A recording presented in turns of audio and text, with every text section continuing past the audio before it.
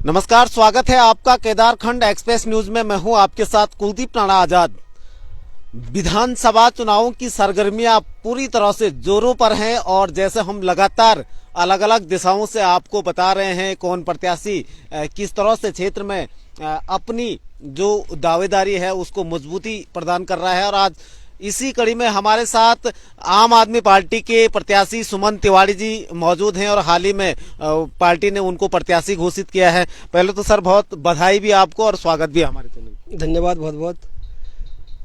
आम आदमी पार्टी के राष्ट्रीय संयोजक और दिल्ली के माननीय मुख्यमंत्री श्री अरविंद केजरीवाल जी, अजय कन्नर कोटियाल जी जो कि उत्तराखंड के मुख्यमंत्री के चेहरा है, उनका मैं बहुत बहुत आभार व्यक्त करता हूं, धन्यवाद देता हूं कि जो उन्होंने मुझ पर आशा और विश्वास व्यक्त किया। और मैं निश्चित रूप से पार्टी की आशाओं पर, अपेक्षाओं पर खरा उतरने का काम करूंगा। मैं आगे बढ़ूं पहले उससे पहले मैं एक सवाल आपसे पूछ लेता हूं, क्योंकि हमने देखा है लोगों के मन में यही सवाल है कि आम आदमी पार्टी का वजूद जो है पर्वतीय क्षेत्रों में नहीं है, पहाड़ी इलाकों में नहीं। इस चुनौती को आप कैसे स्वीकार करेंगे? क्या आपको लग रहा है कि देखिए, अभी उत्तराखंड में इस पार्टी का नया लगभग मुझे लगता है लगभग 1 साल भी पूरा नहीं हुआ। और जिस हिसाब से आप ही मीडिया के लोग या पत्रकार सोशल मीडिया के माध्यम से लग रहा है कि जो जनाधार देखने को मिल रहा है, जो आप मीडिया में किंग मेकर की भूमिका कर रहे हैं, ये कभी 8 या 10 12 सीटें दिखा रहे हैं, तो मुझे लगता है कहीं ना कहीं लोगों में एक परिवर्तन की जो लहर है। 21 साल हो गए, 11 साल भाजपा को, 10 साल कांग्रेस को। लोग दोनों पार्टियों से ऊब चुके हैं, कभी कांग्रेस की सरकार, कभी भाजपा की सरकार, दोनों को 4 बार आपने देख लिया, कांग्रेस भाजपा। तो लोगों के अंदर से जो भावनाएं हैं वो विकल्प के रूप में वो परिवर्तन चाहती है। इससे पहले परिवर्तन करने के लिए उन्हें कोई विकल्प नहीं था और इस बार उन्हें लगता है हमें परिवर्तन करना है और विकल्प भी सामने है। तो आम आदमी पार्टी की ओर ज़्यादा झुका हुआ है, युवाओं का झुका हुआ है, क्योंकि हमारी पार्टी ने जो घोषणाएं, जो गारंटी की है, जब तक रोजगार नहीं मिल पाएगा तब तक बेरोजगारी 5000 भत्ता है। 18 साल से ऊपर महिलाओं को 1000 रुपये देने का घोषणा की है। और बिजली फ्री, स्वास्थ्य और शिक्षा के क्षेत्र में सुधार, जैसे आपने दिल्ली में देखा होगा, उसी तर्ज पे यहाँ पे शिक्षा में सुधार होगा, स्वास्थ्य में सुधार होगा। तो ऐसी गारंटियाँ इनकी है जो लोगों को लुभा रही हैं और जो लोग चाहते हैं कि वास्तव में जो आज तक इतने 21 सालों में इस पहाड़ में बिजली, पानी, स्वास्थ्य, शिक्षा, जो ये अधूरे काम है, जो हमारे उत्तराखंड बनने के बाद नहीं हो पाया, जो हमारा सपना था, उसे लगता है कि आम आदमी पार्टी पूरा करेगी। लोगों में अंदर से एक जुनून है, जिज्ञासा है, लोग हमारी ओर खींचे चले आ रहे हैं। आपको लगता है कि लोग आम आदमी पार्टी को तीसरे विकल्प के रूप में स्वीकार कर रहे हैं? निश्चित रूप से, क्योंकि जगह जगह हमारे क्षेत्र का जाना होता है, भ्रमण होता है, और इस केदार घाटी में खासकर युवा जो तीर्थाटन और पर्यटन पर निर्भर है, उन्हें लगता है कि रोजगार, तीर्थाटन, पर्यटन के लिए आम आदमी पार्टी आएगी, कुछ नया करेगी। एक क्रेज लोगों के अंदर है कि नई पार्टी है, विकल्प के रूप में मजबूत तौर पर आम आदमी को देखा जा रहा है। और आम आदमी की ऐसे नहीं, साइलेंट वोट है, जो लगता है जो पढ़े लिखे लोग हैं, जागरूक लोग हैं, जो किसी पार्टी में भी है, चाहे कांग्रेस में हो, भाजपा हो, परंतु अंदर ही अंदर उनके एक मन बना रखा है कि हमने तीसरी पार्टी विकल्प के रूप में आम आदमी पार्टी को देना है, क्योंकि आम आदमी पार्टी एक विकास की सोच है, आम आदमी पार्टी भ्रष्टाचार मुक्त है, आम आदमी पार्टी में एक विजन है, सोच है। कन्नल कोटियाल का भी चेहरा है, कन्नल कोटियाल ने हजारों युवाओं को रोजगार दिया और उनकी जो नव निर्माण की जो कल्पना है, जो संकल्प है, उसको पूरा करने के लिए तमाम युवा उनके साथ आगे आ रहा है। केदार घाटी में आपने बहुत लंबा संघर्ष किया है और आप विभिन्न, चाहे क्षेत्र पंचायत की बात करें, जिला पंचायत सदस्य की बात करें, आप विभिन्न पदों पर रहे हैं, संवैधानिक पदों पर। आपको लगता है कि आम आदमी पार्टी में आने से आपको ज्यादा लोग तवज्जो दे रहे हैं या आपके संघर्ष को लोग जगह दे रहे हैं? देखिए, जब पार्टी में कोई व्यक्ति होता है, लीडर होता है या प्रत्याशी होता है, तो दोनों चीज देखी जाती है। पार्टी भी देखी जाती है, प्रत्याशी भी देखा जाता है। पार्टी के नाते नई पार्टी लोग जुड़ना चाह रहे हैं और प्रत्याशी के नाते मैं क्षेत्र पंचायत से लेकर जिला पंचायत सदस्य रहा, वर्तमान में उपाध्यक्ष हूं। और कई 2013 के बाद जब आपदा आई थी, उस समय मैंने पुलू के लिए, शिक्षा के लिए, स्वास्थ्य के लिए कई संघर्ष किया था। युवा साथियों के साथ में लगातार 5 दिन के लिए कार्मिक आमरण अनशन पर बैठा और युवाओं का मुझे अच्छा सपोर्ट मिलता है, अच्छा जनाधार युवाओं का। सामाजिक कार्यक्रम में, धार्मिक कार्यक्रम में, सांस्कृतिक कार्यक्रम में, या युवाओं को प्रोत्साहन करना हो, चाहे महिला मंगल को प्रोत्साहन करना हो, लगातार कई सालों से हम उस क्षेत्र में लगे हैं। और जहां भी हमारा मन करता है या जहां हमें करना चाहिए, जिस क्षेत्र में कि यहाँ पे समस्या का समाधान करने, निश्चित रूप से हम हमेशा और हर समय उस समस्या का समाधान करने में तत्पर रहते हैं। एक सवाल ये भी है कि पिछली बार के जो हमने चुनाव देखा है उसमें जो मेन रूप से जो भूमिका रही है राष्ट्रीय पार्टी और निर्दलीय के बीच में रही है। इस बार तीसरे दल के रूप में आम आदमी पार्टी ने पदार्पण किया है और यूकेडी भी कहीं ना कहीं बहुत सारे मुद्दों पे इस समय मुखर था, क्योंकि भू कानून की बात करें चाहे अन्य मुद्दे यूकेडी ने उठाए ये मुद्दे। तो अभी क्या लगता है केदार घाटी में संघर्ष निर्दलीय और आम आदमी के बीच होने वाला है या राष्ट्रीय पार्टी निर्दलीय वही पुनरावृत्ति होगी? देखिए, पिछली विधानसभा 2017 की अगर हम बात करें तो दूसरी परिस्थिति थी, क्योंकि मैं पिछली बार कांग्रेस में रहा, जिला अध्यक्ष भी रहा मैं, और 2017 में जब दोनों विधायक यहाँ से लोकतंत्र की जब हत्या हुई थी, दोनों विधायक छोड़ के चले गए थे, तो उस समय हमारे साथी हम मिलकर कांग्रेस को मजबूत कर रहे थे। अचानक कोई पैराशूट प्रत्याशी आता है, उससे टिकट मिलता है, कांग्रेस की जो विधायक थी वो भाजपा में सम्मिलित होती है, तो लोग असमंजस में थे कि किसको वोट डाला जाए। इसलिए उसको देखते हुए फिर लोगों ने सोच थी कि विधायक कांग्रेस का जो प्रत्याशी रहा पिछली बार पढ़ा लिखा है, समझदार है, लोगों ने वोट डाली, परंतु जिस हिसाब से लोगों ने उन पर विश्वास किया था वो विश्वास उनका टूट चुका है, क्योंकि उनकी एक सोच थी कि पढ़ा लिखा है, कुछ करेगा क्षेत्र के लिए, कुछ योजनाएं, कुछ चाहे स्कूल हो, शिक्षा स्वास्थ्य के क्षेत्र में हो या अन्य गतिविधियों के क्षेत्र में हो, टेक्निकल चीज़ें हो, कोई जो उनके अंदर एक लोगों को लगता था कि कुछ करेंगे, पर उसके बिल्कुल विपरीत वो निकले। इसलिए लोग जान चुके हैं कि इनका काम जो विधायक निधि भी जो 50% खर्च नहीं कर पाए, और लोगों ने प्रस्ताव दिए, उन्होंने कहा हमारे पास पैसा नहीं है, जबकि आरटीआई के माध्यम से पता चला कि उनके पास 50% भी पैसा उन्होंने खर्च नहीं किया। और पिछली बार की परिस्थिति मैंने अभी बताया दूसरी थी, निर्दलीय प्रत्याशी दूसरे नंबर पर रहा। उसका कारण भी रहा कि कई लोगों की तैयारी थी, स्वयं हमारी तैयारी थी, मैं पिछली बार चुनाव नहीं लड़ा, उसका फायदा भी निर्दलीय प्रत्याशी को मिला।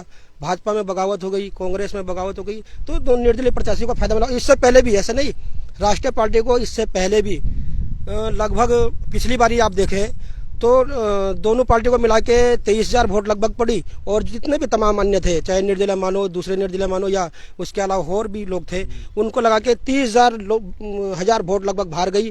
और उससे पहले भी यहाँ पे कयानाथ विधानसभा ऐसी विधानसभा है जहाँ पे 50% वोट राष्ट्रीय पार्टी से हट के बाहर जाते हैं। उसी से जुड़ा एक सवाल है, मनोज रावत के कार्यकाल को आप ओवरऑल कैसे देखते हैं? क्योंकि लोगों ने उन पे भरोसा जताया, जिनको पिछली बार चौथे नंबर पे आंका जा रहा था, वो पूरे हीरो बन के उभरे हैं, उन्होंने विजय हासिल की है।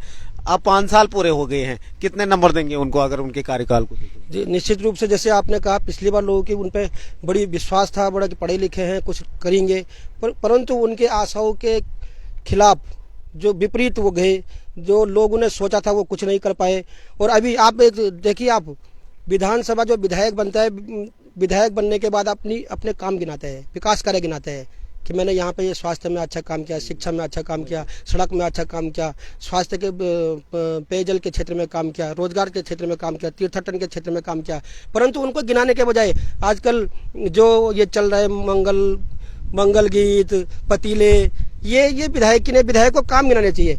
अब विधायक अपने काम विकास कार्य गिनाने की जगह अगर पतीले पे आ जाए तो आप सोच सकते हैं किस प्रकार की स्थिति इस क्षेत्र में। हाँ, हम चाहते हैं महिलाओं को प्रोत्साहन करें, युवाओं को प्रोत्साहन करें, परंतु जब आप विधायक रहे पौने 5 साल, लगभग 5 साल होने वाले हैं, 5 साल पहले अगर आपने ये कार्यक्रम किया होता तो निश्चित रूप से आपको इसका फायदा मिलता। आजकल सब ये जो कार्यक्रम हो रहे हैं चुनावों को देखते हुए हो रहे हैं, अपने को फायदा उठाने के लिए हो रहे हैं, और सब समझते हैं इसको कि ये किस प्रकार के जो आजकल कार्यक्रम चल रहे हैं ये जनता को लुभावने का और ठगने के कार्यक्रम है। शहीदों की स्मारक आजकल बनाए जा रहे हैं, क्या ये शहीद पृष्ठभूमि के जितने वोटर हैं उनको लुभाने की कोशिश की जा रही है? मैंने अभी कहा निश्चित रूप से ये अच्छा कदम है, स्मारक बनाए जाए, महिलाओं का प्रोत्साहन है, जैसे युवाओं का प्रोत्साहन, परंतु ये चीज़ें समय रहते हुए, जब आप विधायक चुने गए थे उसी समय से ये चीज़ें आप करते तो अच्छा रहता। अब लास्ट में ये चीज़ें हो रही हैं, जो विधायक निधि जब आपकी इतनी बची हुई है, आप अनावश्यक खर्चा कहाँ करोगे, इसलिए अनाप शनाप जहाँ चाहे खर्च कर लो लोगों को लुभाने के लिए। ये कार्यक्रम पहले के होते हैं, निश्चित रूप से उनका फर्क पड़ता, परंतु ये सब समझ चुके हैं, इसका कोई असर नहीं पड़ने वाला। केदार घाटी में क्योंकि एक सबसे बड़ा आपदाओं का हमेशा से वहाँ बोलबाला रहा है, बहुत सारी आपदाओं के जख्म आज भी उस घाटी में हरे, उनकी भरपाई के लिए आज भी बहुत सारे गांव हैं जिनका पुनर्वास नहीं हुआ है, उन गांवों का विस्थापन होना चाहिए था, वो नहीं हो पाया है, और आपदा मुआवजा को लेकर भी आज भी कहीं बहुत सारे व्यापारी वंचित हैं। तो इस दिशा में कोई काम हुआ है आपको लगता है? देखिए, बिल्कुल आपने अच्छी बात कही सेमी के पास में या हमारी आप जाओ बसुकेदार में, नागजगई में, देड़ा उसाड़ा में, कई ऐसी जगह है जो पलायन की स्थिति में है। और सरकार ने पिछली बार भी उनको दूसरी जगह शिफ्ट करने के लिए कहा, लेकिन अभी तक उनको कोई पता ही नहीं है कि हमें मुआवजा मिलना है या हमें भूमि मिलनी है या क्या करना है। ये चीज़ें सारी जनप्रतिनिधि के पास होती है। विधायक जो बनता है वो इसीलिए बनता है कि जनता के हितों के लिए काम करे, उनके हितों की रक्षा करे, उनके अधिकारों की रक्षा करे। परंतु अगर आप दूसरी विधायक होने के बाद कहेंगे कि मेरी सरकार नहीं है, मुझे रोका जा रहा है, परंतु कुछ मुद्दे ऐसे हैं जो विधायक विधानसभा में आवाज उठा सकते हैं। ये तो दिखे, अगर आप विधानसभा में आवाज उठाओगे, आपका काम नहीं हुआ, जनता भी कहेगी आप हमारे लिए लड़े, पर आवाज तो उठाए उनकी। इतने सालों से कुछ काम ऐसे हैं जो लंबित है। हाँ, दूसरी ओर पीएम जैसा की या रेलवे सेक्टर की कोई सड़क आ रही है, वहां पे आप रिबन काटने चले जाते हैं, उसका श्रेय लेने को आप तैयार है, परंतु जो काम आप कर सकते हैं उसके लिए कह रहे हैं कि सरकार हमारा काम नहीं कर रही है। ये सब समझते हैं, आदमी बुद्धिजीवी है, पढ़ा लिखा हमारा विधानसभा है, सब लोग जागरूक है, शिक्षित हैं, ये सब जानते हैं। और मतदान के रूप में इनको दिखाएंगे कि किस प्रकार से इन्हें जनता के साथ जो इनके अधिकारों की लड़ाई लड़ने का काम नहीं किया। केदारनाथ विधानसभा की बात करें कि बारी बारी से 10 साल भाजपा को दिए हैं, 10 साल कांग्रेस को दिए हैं। इस बार क्या लगता है कि तीसरे विकल्प के रूप में आम आदमी की बारी आएगी या यूकेडी की बारी आएगी, या फिर राष्ट्रीय दलों को लोग भरोसा जताएंगे? निश्चित रूप से केदारनाथ ही नहीं, हम तो कह रहे हैं उत्तराखंड में, जब से उत्तराखंड राज्य बना 21 वर्ष पूरे हो चुके हैं। 11 साल आपकी अंतरिम सरकार को लगेगा, भाजपा की सरकार रही, 10 साल कांग्रेस को होने वाले हैं। और जनता विधानसभा के साथ साथ उत्तराखंड में अपने आप को ठगा महसूस कर रही है और वास्तव में निश्चित रूप से विकल्प के रूप में चाह रही है। और केदारनाथ विधानसभा में भी वही हाल है।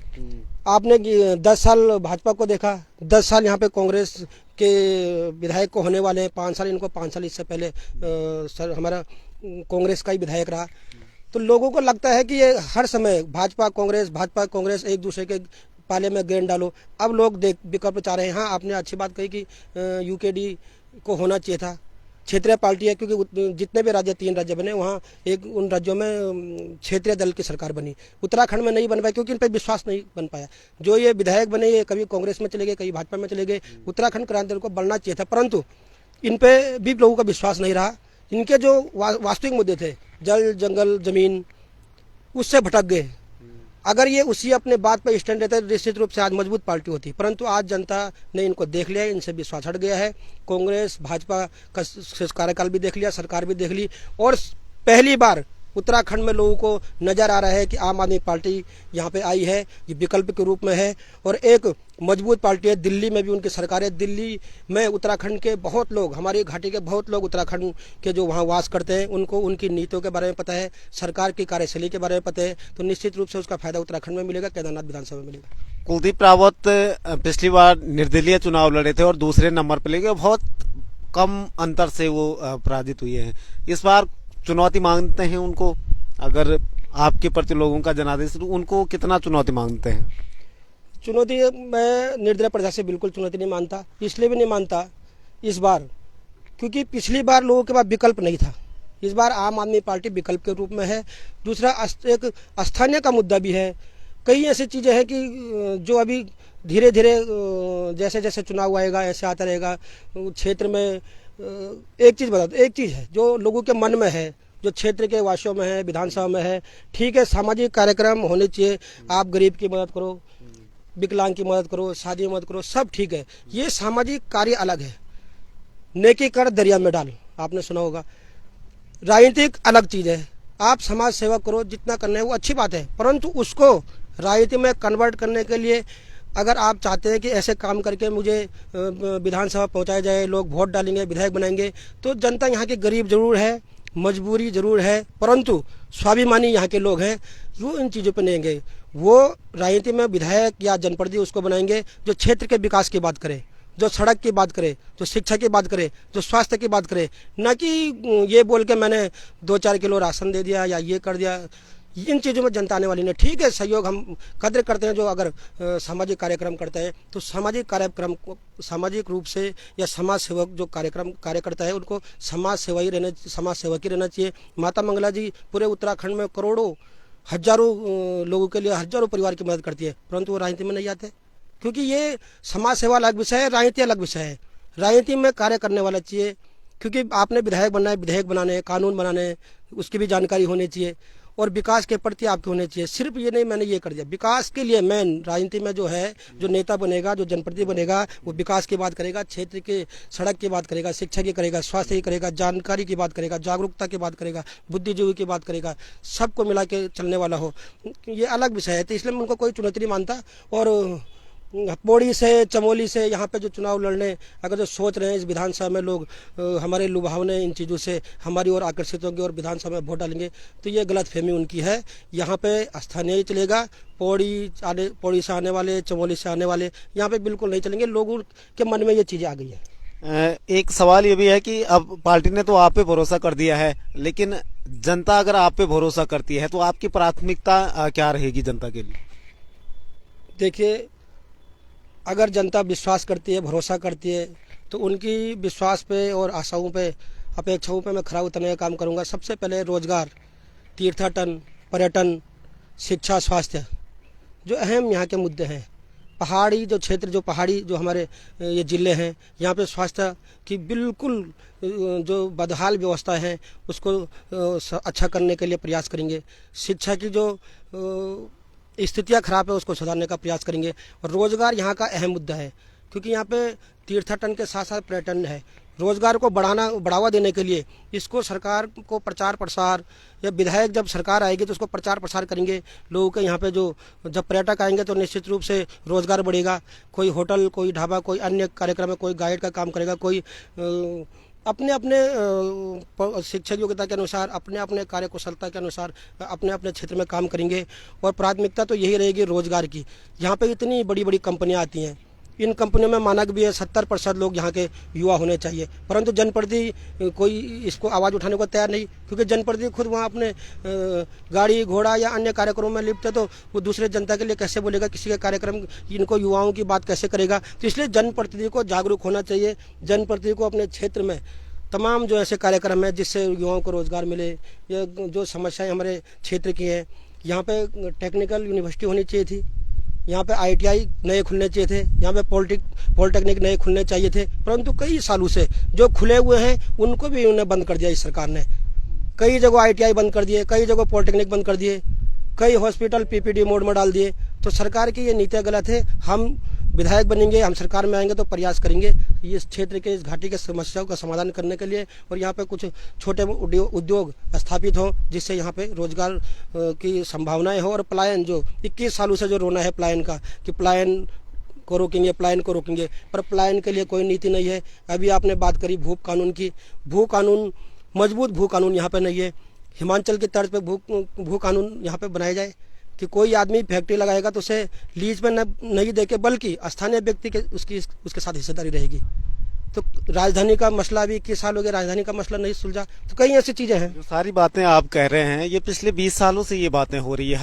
हर दल, चाहे कांग्रेस हो चाहे भाजपा हो, हर दल हर बार यही सपने दिखाते हैं, भाई हम रोजगार के क्षेत्र में बेहतर कार्य करेंगे, शिक्षा के क्षेत्र में करेंगे, रोजगार दिखाएंगे, पलायन पे रोक लगाएंगे, लेकिन होते नहीं है।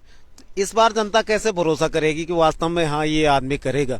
क्योंकि आपका जिला पंचायत का कार्यकाल भी रहा है, क्षेत्र पंचायत के क्षेत्र में भी आपने काम किया है, तो क्या लगता है कि इसीलिए सबसे पहले मैंने कहा विकल्प नहीं था। आज आपके पास आम आदमी पार्टी विकल्प के रूप में है, और वही हम कह रहे हैं जो आप कह रहे हैं। 21 सालों से भाजपा ने कुछ नहीं किया, कांग्रेस ने कुछ नहीं किया, सिर्फ वादे किए, लुभावने वादे किए, जनता को ठगने का काम किया, भ्रष्टाचार किया।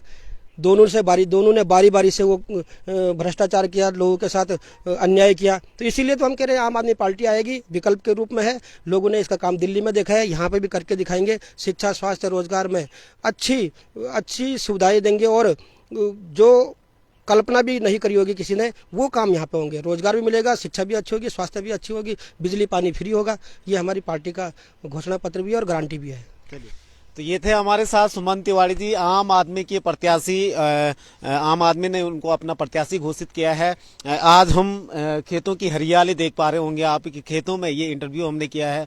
अब देखने वाली बात ये होगी कि 10 मार्च को किसके क्षेत्र में, किसके हिस्से में ये बसंत आता है, ये हरियाली आती है, ये अभी देखने वाली बात होगी। लेकिन फिर आपको एक नए वीडियो के साथ, एक नई शख्सियत के साथ इसी तरह से हम आपको रूबरू करवाएंगे। नमस्कार।